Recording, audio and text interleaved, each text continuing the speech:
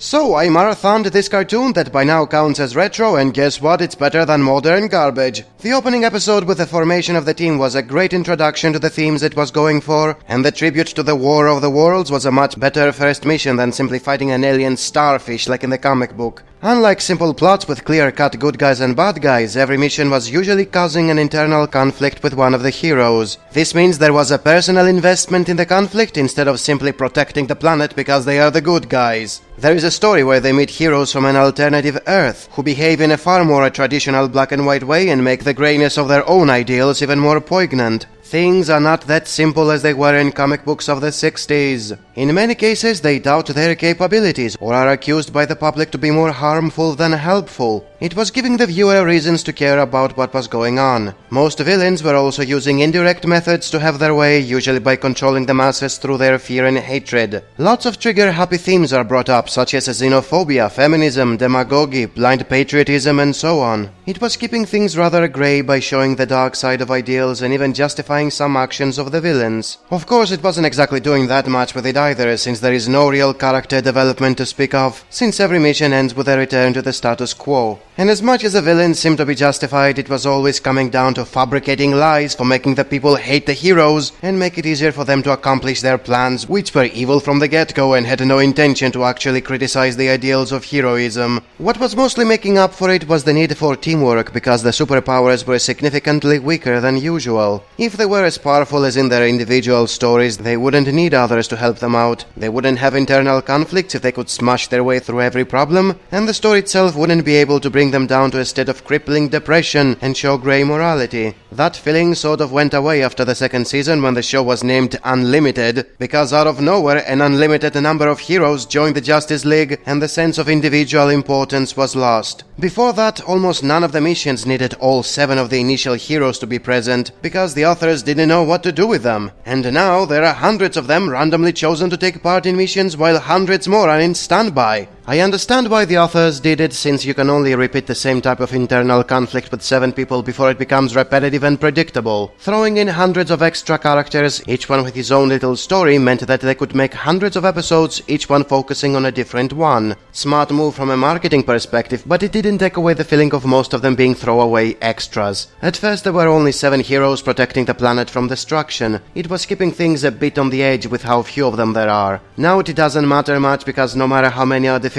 10 times more will appear to take their place. It's like they can never lose. It also didn't help how every mission became episodic in Unlimited when it was usually 2 parts in the first 2 seasons. There wasn't much time to build up a threat or flesh out a character before the episode needed to end. There is a cool Captain Marvel appearance, who for once is allowed to be called by his actual name and openly states how he is based off of Superman. The 2 of them fight over their ideals, and we never see him beyond that episode. This wouldn't happen if there was more time invested on the subplot. The pick of the series is the 4th season, or the second Unlimited if you prefer, where pretty much every theme and subplot come together after a semi-episodic build-up for one of the most spectacular final showdowns. We finally see the humans taking the offense while trying to protect themselves from the meta-humans. The heroes face their greatest challenge, and even Lex Luthor has his way for a while. If the series had a better sense of continuity and this was the finale, it would easily be the best superhero cartoon of all times. And it wasn't, because neither of that happened. The 5th and final season was overall mediocre and the finale was lackluster. The Legion of Doom is as bad as it was in Super Friends, stop using it! Anyways, it is still an overall great cartoon if you like action and all sorts of crazy stuff happening all the time. It just doesn't have the focused atmosphere of other titles, like the Gargoyles or 90s Batman.